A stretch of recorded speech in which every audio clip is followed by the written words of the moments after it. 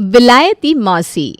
उत्तर प्रदेश के लखीमपुर खीरी में प्रेमलता अपने परिवार के साथ रहा करती थी। उसके परिवार में उसका पति गंगाराम, बड़ा बेटा मुकेश, छोटा बेटा संजय और बड़ी बहू पार्वती थे। बहू, अरे ओ बहू, कहाँ मर गई? जी माँ जी, आई बस 1 मिनट। मिनट से पहले यहाँ हाजिर हो। मुझे 1 मिनट और 2 मिनट मत सुनाया कर। अरे माँ जी, गुस्सा ना करो, आ रही हूँ। जी बताइए, क्या बात है? मेरे लिए 1 कप चाय बना कर ला। अरे मम्मी जी, 1 कप चाय के लिए तो आप मुझे ऐसे बुला रही थी जैसे भूकंप आ गया हो। अरे तो तू मेरी इकलौती बहू है तो तुझी को बुलाऊंगी ना, और किसे बुलाऊंगी मैं? तो दूसरी बहू ले आइए ना, किससे रोका है आपको? ये सुनते ही संजय वहां भागता हुआ आया और खुशी से बोला, ये हुई ना बात भाभी, अब आपने मेरे मतलब की बात करी है। मम्मी जवाब दो। चुप कर बेशरम, अपनी शादी के लिए कोई ऐसे बोलता है क्या? क्यों भाई, इसमें शर्म वाली क्या बात है? उसकी उम्र हो गई है तो शादी भी तो होनी चाहिए, इसमें कौन सी गलत बात है? हाँ पापा बिल्कुल ठीक कह रहे हैं मम्मी। हाँ, बहुत अच्छी बात है। तुम सब एक तरफ हो जाते हो और मुझे अकेला छोड़ देते हो। मैं अपनी नई बहू लाऊंगी तो देखना, वो सिर्फ मेरा साथ देगी। प्रेमलता की ये बात सुनकर सब लोग हंसने लगे और पार्वती बोली, लो मम्मी जी, आपने भी वही बात कर दी ना जो मैं कह रही थी। मैं तो कहता हूँ अब नई बहू ले ही आओ, देर ना करो। चल ठीक है, तो इतना कह रहा है तो तेरे लिए रिश्ते देखना शुरू करते हैं। अब आएगा मजा। प्रेमलता ने तुरंत ही पंडित जी को फ़ोन लगाया और उन्हें बुला लिया। पंडित जी, जो हर बात में अपनी राय देने में माहिर थे, थोड़ी ही देर में हाथ में एक मोटी डायरी और झोले में कुछ फ़ोटो लेकर पहुंच गए। देखिए प्रेमलता जी, आपके संजय के लिए एकदम परफेक्ट रिश्ता है। लड़की का नाम है काजल, सुंदर, सुशील और समझदार। अच्छा, फोटो तो दिखाइए। ये देखिए, ये है लड़की। संजय जो पास ही खड़ा था, फोटो देखते ही उछल पड़ा। बस यही, अब जल्दी से उनके घर चलिए और रिश्ता पक्का कीजिए। अरे इतनी भी क्या जल्दी है, पहले लड़के से मिलने तो दे। हाँ, और अगर लड़की मना कर दे तो? मना करने का सवाल ही नहीं उठता। मेरे जैसी पर्सनालिटी को कोई कैसे मना कर सकता है? वाह बेटा, तू तो बड़ा हीरो है ना। ठीक है, 2 दिन बाद चलते हैं, पहले सब तैयारी कर लेते हैं।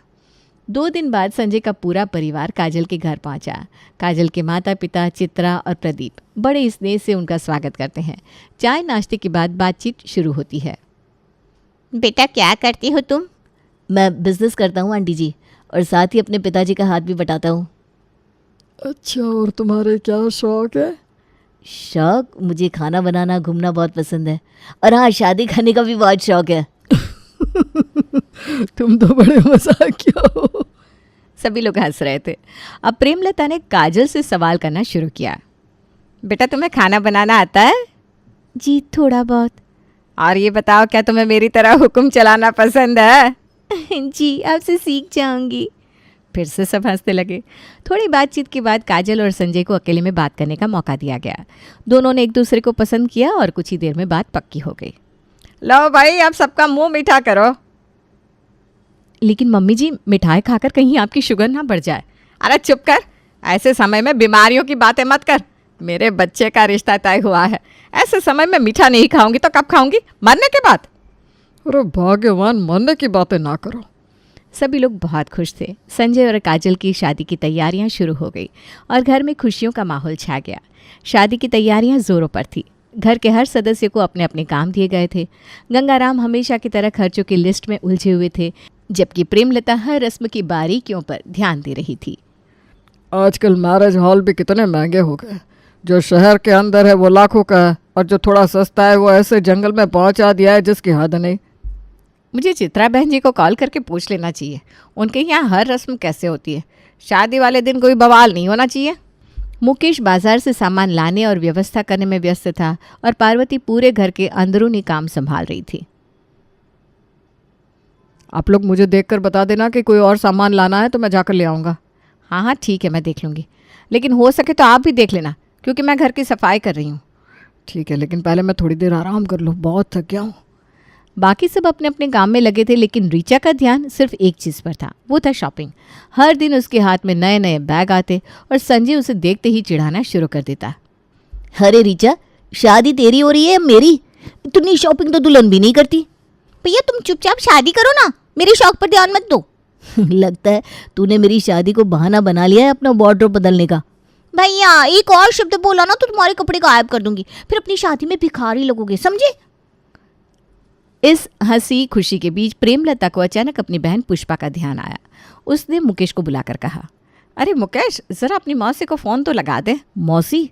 वो कनाडा वाली मौसी? हाँ हाँ वही, उसे बुलाना है शादी में। अरे मम्मी वो आ गई तो यहाँ सबकी क्लास लेगी। सही कह रहे हैं जी, मौसी जी को बुलाना मतलब हर काम में टोका टोकी। और अगर वो आ गई तो मेरी शादी उनके स्टाइल लेक्चर में बदल जाएगी। सभी के विरोध के बीच प्रेमलता को गुस्सा आ गया। अरे वो मेरी बहन है, उसे नहीं बुलाऊंगी तो और किसे बुलाऊंगी? पागल मत बनो, जल्दी से फोन लगाओ। अरे मुकेश जल्दी से फ़ोन लगा दे भाई, वरना इस घर में भूचाल आ जाएगा। तू जानता नहीं है दोनों बहनों में कितना प्यार है, उसके लिए तो ये मुझे भी तलाक दे देगी। मजाक बंद करिए जी आप। ठीक है मम्मी गुस्सा ना करो, लगा रहा हूँ फ़ोन। मुकेश ने फ़ोन लगाया और प्रेमलता ने पुष्पा से बात की। अरे मेरी बहना, तुम्हें एक खुशखबरी देनी है। क्या बात है दीदी? संजय की शादी तय हो गई है और तुम्हें आना है। ओहो ये तो कमाल की खबर है, ज़रूर आऊँगी।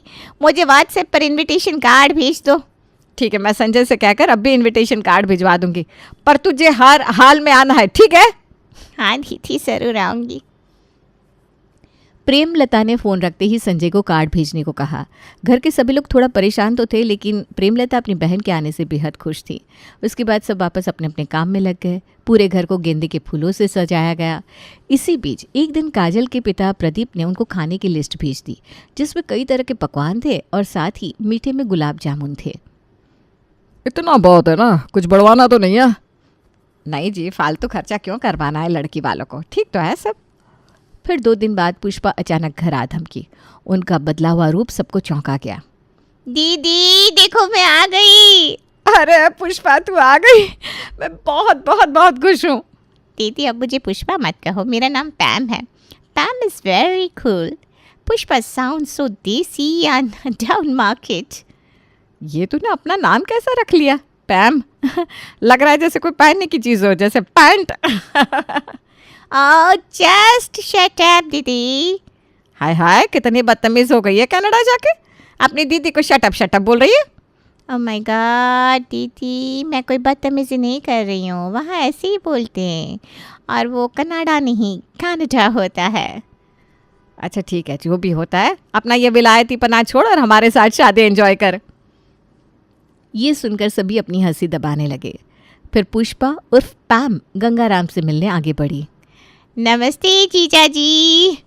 अरे अरे ये क्या कर रही हैं आप साली जी? हिंदुस्तानी मर्द कितने इनोसेंट होते हैं, रियली। सब हंसने लगे। फिर बातचीत शुरू हुई, लेकिन बातचीत के बीच ही पुष्पा ने इनविटेशन कार्ड का मुद्दा उठा लिया। ये बताओ ये कार्ड किसने चुना? मैंने। अच्छा है ना?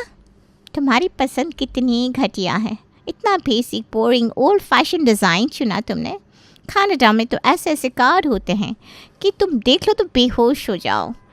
ये सुनकर ऋचा को बहुत बुरा लगा। वो उठकर चली गई। पुष्पा, मेरा मतलब है पैम, अब कार्ड छप चुके हैं और बांटे भी जा चुके हैं, इसलिए ये राम कथा बंद करो और चलो खाना खा लो। ओके दीदी। इसके बाद सभी लोग खाने पर बैठ गए। खाने के बाद पुष्पा घर में चहलकदमी कर रही थी। अचानक उसकी नज़र घर की सजावट पर पड़ी। दीवारों पर और दरवाज़ों पर गेंदा फूलों की लड़ियाँ झूल रही थीं। उसने माथा सिकोड़ते हुए पूछा, अरे ये गेंदा फूल किसने सजाए? पार्वती जो पास ही में खड़ी थी बोली, मौसी जी, यहाँ सब लोग अपने घरों को गेंदा फूलों से ही सजाते हैं। ये परंपरा है, शुभ माना जाता है। ये सुनकर पुष्पा ज़ोर से हंस पड़ी। ओह माय गॉड, ये इंडियंस भी ना कभी बदल ही नहीं सकते, सदियों से बस ये गेंदा फूल। ऐसा लगता है जैसे दिमाग में कुछ नया सोचने की जगह ही नहीं है। मौसी जी, लेकिन यहाँ हर शादी में यही होता है, सब यही पसंद करते हैं। पसंद? ये लोग जानते ही क्या है, तुम लोग हमेशा वही करते हो जो बाकी कर रहे हैं। यही वजह है कि इंडिया इतना पीछे है। लेकिन मौसी जी, माँ जी से पूछ लीजिए। वो मुझे किसी से पूछने की ज़रूरत नहीं है। अभी काम वाले को बुलाओ, मैं सब बदलवाती हूँ। ओके, अभी बुलाती हूँ। काम करने वाला आदमी अंदर आया। पुष्पा ने उसकी तरफ इशारा करते हुए कहा, सुनो, ये सब गेंदा फूल हटाओ, इसकी जगह ऑर्चिड और लिली लगाओ। मैडम जी, लेकिन ये तो बहुत महंगा पड़ेगा। तुम्हें पैसों की चिंता करने की ज़रूरत नहीं है, मैं सब देख लूँगी। बस जाओ और जितना जल्दी हो सके ये काम करो। ठीक है मैडम जी, जैसा आप कहती हैं वैसा हो जाएगा। आदमी जाने ही वाला था तभी पुष्पा ने चारों तरफ नज़र दौड़ाई और एक अन्य पारंपरिक सजावट पर नज़र पड़ती ही बोली, और ये क्या है? ये कौन सी पिछड़ी हुई चीज़ वहाँ लटकी है? इसे भी हटाओ, सब बदलो। मौसी जी एक बार माँ जी से पूछ लीजिए। अरे तुम लोग तो हमेशा पूछते ही रहोगे, कुछ नया करने की हिम्मत कहाँ है तुम लोगों में? लेकिन मैं इस घर की बहू हूँ तो मुझे तो पूछना ही पड़ेगा ना। एग्जैक्टली, तू बहू है तो तुझे पूछना पड़ेगा, बट मैं इस घर की साली हूँ, वो भी विलायती साली, मुझे कुछ पूछने की ज़रूरत नहीं है। ठीक है मौसी जी, जैसा आपको सही लगे वैसा करिए। पुष्पा ने काम करने वाले आदमी को सब कुछ समझा दिया कि कैसे क्या करना है और कुछ घंटे बाद आदमी सारा सामान लेकर लौटा और उसने ऑर्चिड और लिली के फूल लगा दिए। अब सब कुछ पुष्पा के बताया अनुसार हुआ। घर में सब नई सजावट देखकर हैरान थे। वाह मौसी जी, ये तो वाकई बहुत सुंदर लग रहा है। हाँ, ऐसा लग रहा है जैसे हम किसी फिल्म के सेट पर खड़े हो। पुष्पा अपनी तारीफ सुनकर जैसे 7वें आसमान पर पहुंच गई। देखा, मैंने कहा था ना क्लास होनी चाहिए। अब ये सजावट देखकर लोग सोचेंगे कि इस घर के लोग कितने मॉडर्न हैं। सही कहा। तभी पुष्पा की नज़र गंगाराम पर पड़ी।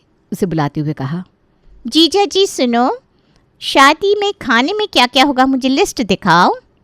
गंगाराम ने झिझकते हुए प्रदीप की भेजी लिस्ट पुष्पा को थमा दी। पुष्पा ने लिस्ट पढ़ते ही मुंह बना लिया। ये क्या है? छोले भटूरे, कढ़ी चावल, वेज बिरयानी, उफ, उफ, उफ, उफ, उफ। ये सब बेहद बोरिंग है, कुछ नया नहीं सोच सकते क्या? मौसी जी, ये सब यहाँ के लोग पसंद करते हैं। शादी का खाना ऐसा ही होता है। यही तो दिक्कत है, लोग क्या सोचते हैं ये देखना बंद करो, कुछ हटके करो। एक काम करो, इसमें कनाडा की कोई डिश डालो जैसे पुटिन, कुछ मॉडर्न होना चाहिए। लेकिन पुष्पा। आई एम पैम जीजा जी।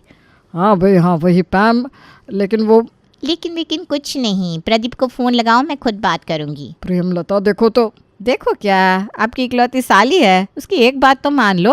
गंगाराम ने प्रदीप को फ़ोन लगाया और कहा, जी प्रदीप जी, वो दरअसल बात यह है कि कनाडा से संजय की मौसी आई है और वो चाहती हैं कि शादी में कोई कैनेडियन डिश भी हो, तो क्या आप पुटीन रख सकते हैं? ये क्या होता है?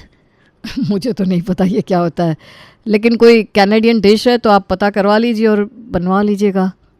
ठीक है, बनवा लूँगा। तभी पुष्पा की नज़र लिस्ट में लिखे हुए गुलाब जामुन पर पड़ी।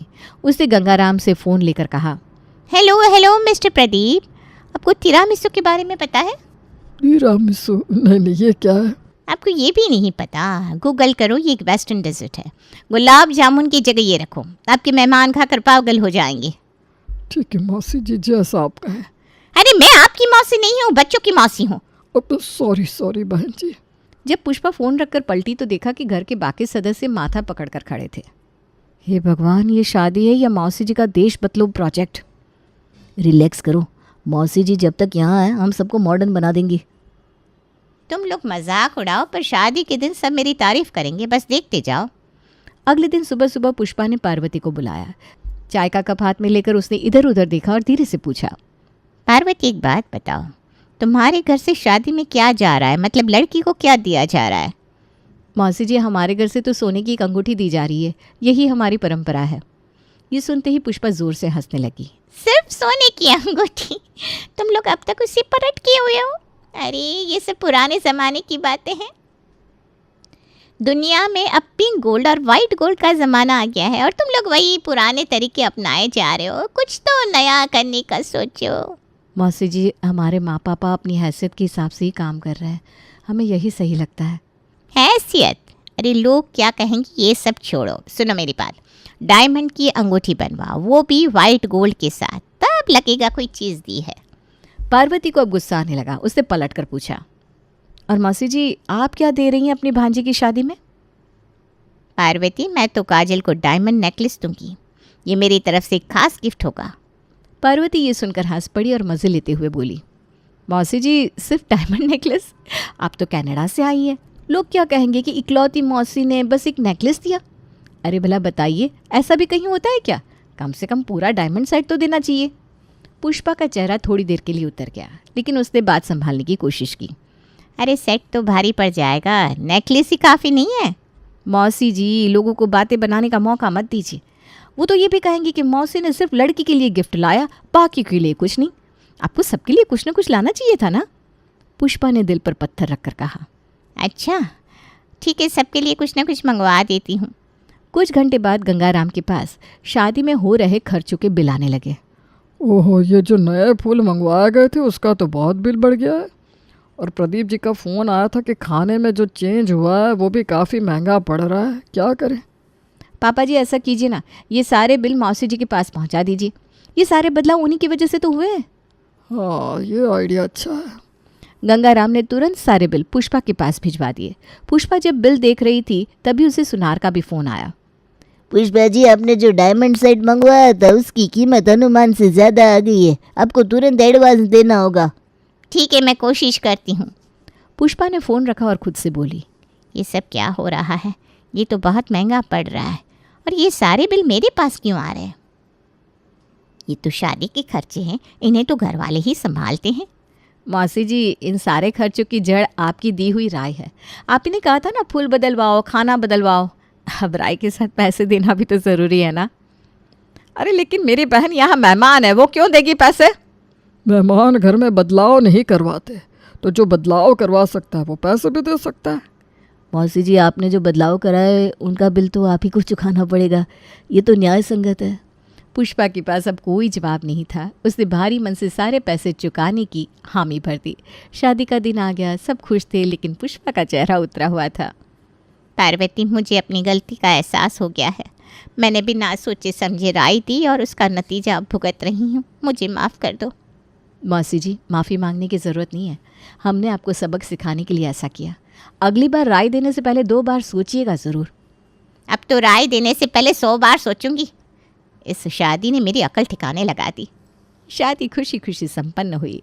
पुष्पा को इस घटना से बड़ी सीख मिली।